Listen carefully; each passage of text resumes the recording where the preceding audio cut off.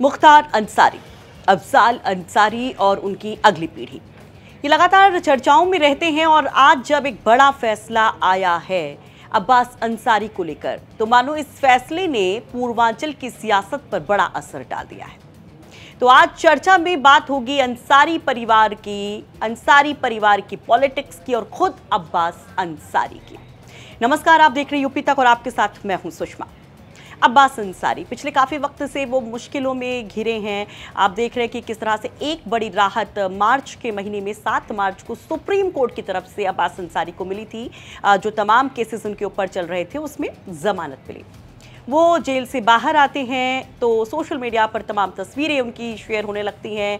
शेर आया बाहर और इंसाफ की जीत, इस तरह के तमाम कमेंट्स तैरने लगते हैं सोशल मीडिया पर और तमाम तरह के दावे किए जाने लगते हैं कि अब देखना अब्बास भैया कमाल करेंगे। लेकिन अब्बास भैया बंधे होते हैं सशर्त जमानत की उस आदेश से जो सुप्रीम कोर्ट ने कहा था। उनको जमानत देते वक्त उनको एक डायरेक्शन दिया गया था कि वो मीडिया में नहीं जा सकते हैं, वो अपनी बातें नहीं कह सकते, कुछ कंडीशंस उनके ऊपर लगाई गई थी।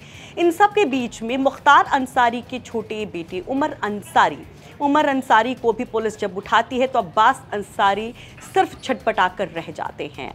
अभी हाल फिलहाल की अगर हम बात करें तो ये घटना हाल में जब हुई थी अगस्त के महीने की शुरुआत में ही, तो अब्बास अंसारी ने सिर्फ एक पोस्ट किया था सोशल मीडिया पर और ये जानकारी दी थी कि उनके दारुल शफा के विधायक आवास से उनके छोटे भाई उमर अंसारी को पुलिस उठा ले गई है।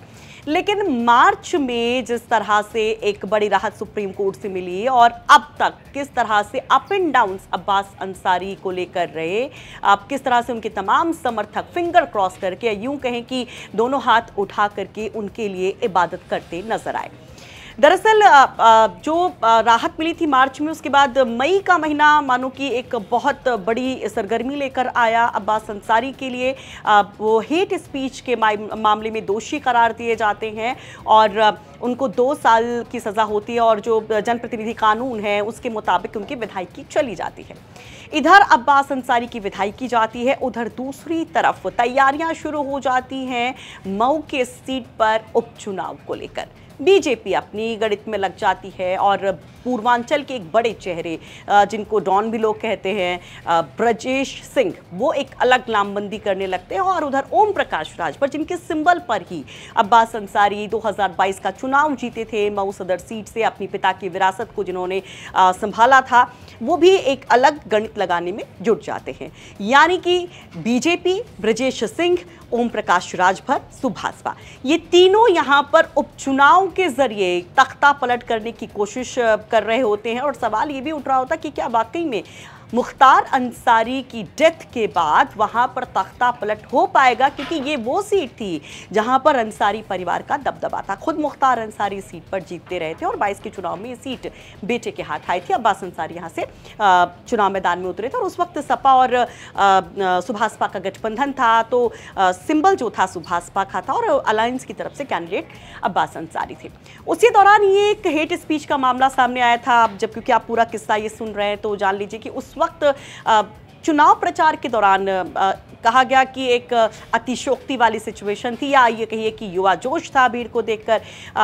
यहाँ अब्बास अंसारी ने एक बयान दिया था अधिकारियों को सबक सिखाने का और उसी पर हो गई दिक्कत खड़ी और विधायकी जाने तक की नौबत आ गई। पहले वो एक फ्लैशबैक में वो बयान सुनिए हेट स्पीच का, जिसको लेकर के ये पूरा एक मामला चला और पूरा सिनेरियो ही पॉलिटिकल बदलने की बात कही जाने लगी। तो समाजवादी पार्टी के राष्ट्रीय अध्यक्ष आदरणीय अखिलेश यादव जी से कहकर आया हूं कि 6 महीने तक किसी की ट्रांसफर पोस्टिंग नहीं होगी भैया।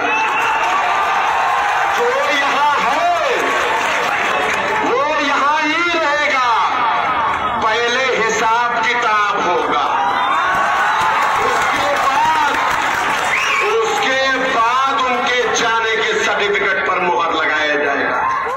तो इसी बयान को लेकर के यहाँ पर वैसे तो अखिलेश यादव को लेकर काफी ज्यादा उत्सुक दिखाई दे रहे थे अब्बास अंसारी, और ये जो मामला, जो बयान उन्होंने दिया था उस पर काफी क्रिटिसाइज भी किया था अखिलेश यादव को भी, और खुद अंसारी परिवार को भी काफी ज्यादा यहाँ पर सुनना पड़ा था। सोशल मीडिया पर भी लोग तमाम तरह की बातें कह रहे थे कि डरा रहे हैं, धमका रहे हैं, या अभी इस तरह की सिचुएशन है तो बाद में क्या करेंगे।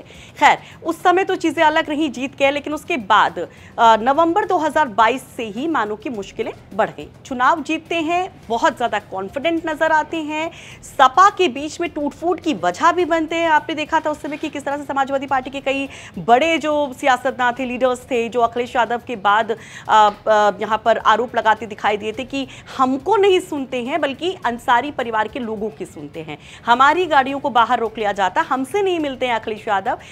वहीं दूसरी तरफ अब्बास अंसारी से मुलाकात के लिए तत्पर रहते हैं, उनकी तरफ से कोई भी आता है तो फौरन उनकी गाड़ी अंदर भेज दी जाती है। इन सब के बीच में नवंबर 2022 से एक तरफ रिश्ते खटपट चल रहे थे सपा और सुभाषपा के बीच में, उधर मुश्किलें बढ़ रही थी अब्बास अंसारी की।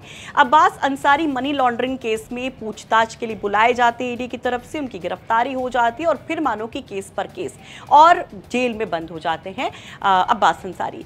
करीब 2.5 साल तक वो जेल में रहते हैं और कोर्ट कचहरी के चक्कर चल रहे होते हैं, और फाइनली उनको बड़ी राहत सुप्रीम कोर्ट से 7 मार्च को मिलती है।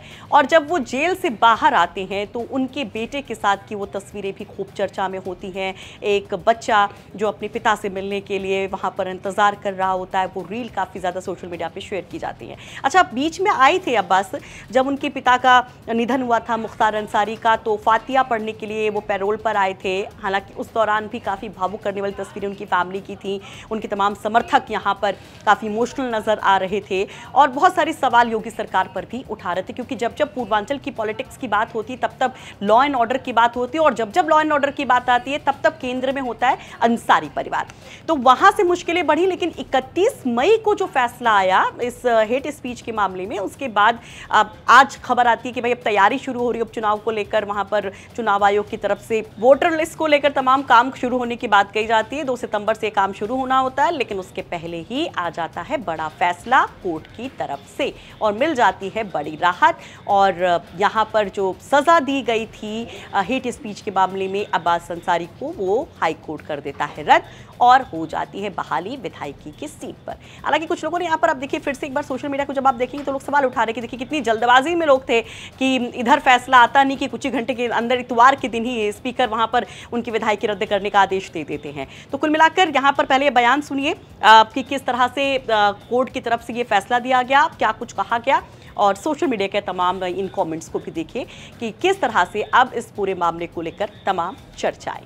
मामला तो सन 2022 से शुरू है, जब चुनाव लड़ रहे थे मऊ से अब्बास अंसारी जी विधानसभा की। तो चुनाव से पहले उन्होंने एक कोई विवादित भाषण दिया था, जिसको पुलिस का कहना है कि उस भाषण से उन्होंने एक धमकी दिया अधिकारियों को, और उससे मनस्ता भी फैली।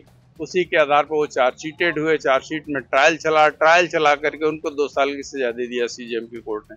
उसके खिलाफ उन्होंने सेशन कोर्ट में अपील फाइल की और कहा कि साहब ये सजा गलत है और इस सजा पर तत्काल रोक लगा दी जाए, नहीं तो हमारी विधानसभा की सदस्यता इसकी वजह से रद्द हो गई। तो सेशन कोर्ट ने उनकी अपील तो मंजूर कर लिया, लेकिन सजा पर रोक नहीं लगाई, जिसकी वजह से उनकी सदस्यता बहाल नहीं हुई। उसी के खिलाफ हम लोगों ने एक रिवीजन पिटीशन, जिसको पुनरीक्षण याचिका कहते हैं, दाखिल किया था। हमारी बहस हुई, 30 जुलाई को जजमेंट रिजर्व हुआ। उसमें प्रदेश सरकार की तरफ से महाधिवक्ता भी आए थे, और उस दोनों पक्षों की दलीलें सुनने के बाद जजमेंट रिजर्व हुआ था। आज जो फैसला आया उसमें माननीय न्यायालय ने हमारी रिवीजन को स्वीकार कर लिया, और उस सेशन कोर्ट के उस आदेश को जिसमें उन्होंने रिफ्यूज किया था स्टे करने के लिए, उसको रद्द कर दिया और कहा कि नहीं, सजा पर रोक रहेगी अपील के निस्तारण तक, जिसका परिणाम ये होगा कि इनकी सदस्यता बहाल हो जाएगी। विधायक बने रहेंगे? ये विधायक बने रहेंगे। क्या दलील दी गई थी आपकी ओर से? दलीलें मुख्य यही हैं कि जो भी साक्ष्य आए पत्रावली पर या जो भाषण के कंटेंट्स हैं, वो किसी भी तरह से आपराधिक केस नहीं बनता है, और जिन धाराओं में सजा हुई है वो कतई नहीं बनती हैं। ये अधिकतम एक जो है आचार संहिता का उल्लंघन का मामला हो सकता था, जिसको अनावश्यक क्रिमिनल केस में कन्वर्ट कर दिया।